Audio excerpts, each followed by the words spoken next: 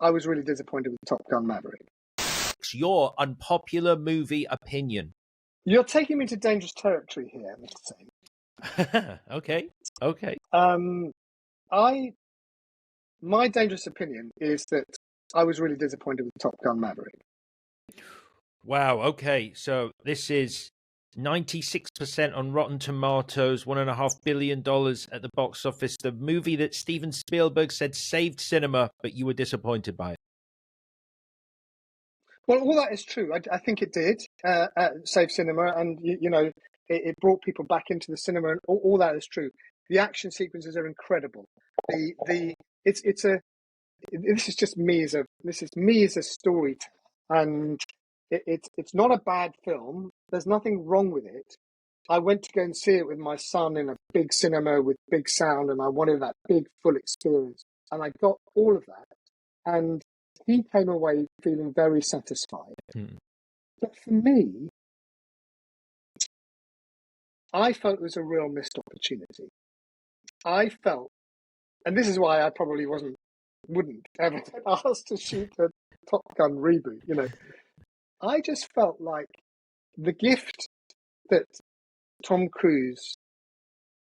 I would love Tom Cruise to have bequeathed a different gift through that film.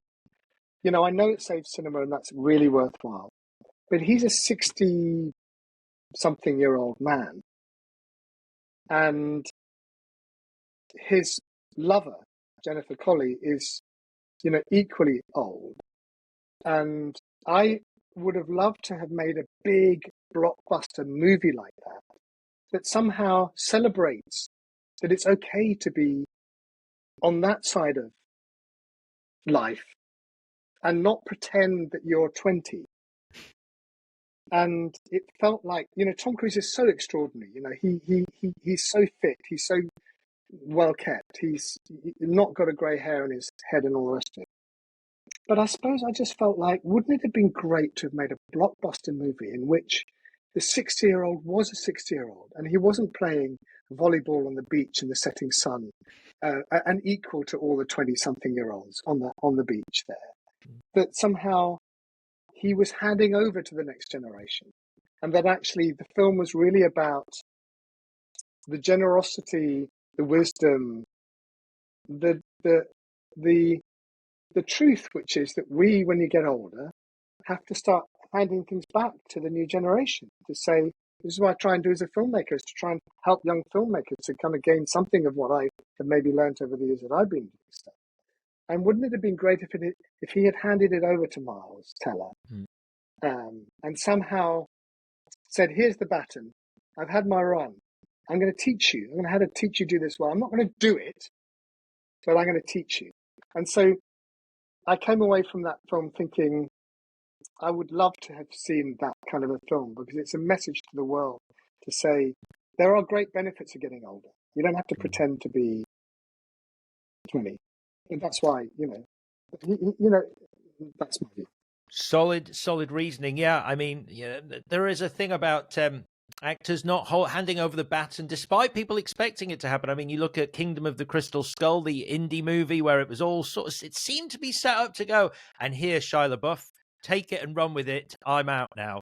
But no, that wasn't the case, as it seems. And obviously, we just had an Indy 5.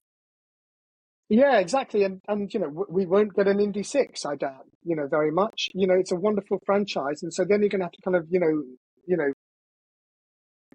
twist yourself into all kinds of different shapes to try and keep that, IP alive. But I just feel like, and it's a Hollywood thing, and I don't know, it might be a star thing. I don't know Tom Cruise, but it might be that, he wouldn't have wanted to do the film if it was what the case it was.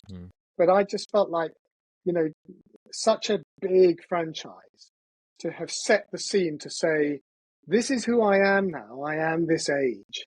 And I've had my time and I've fought my battles and I still have a heart. Look at Val Kilmer in the film, and now it's your turn, and be bloody good at it. And I'm going to be tough on you, but be good at it, I love it. That's what I I love thought. it, Mark. I'm putting up a poster for Top Gun Maverick as your unpopular movie opinion that you did not think it delivered what it could have delivered. Thank you so much for watching this interview.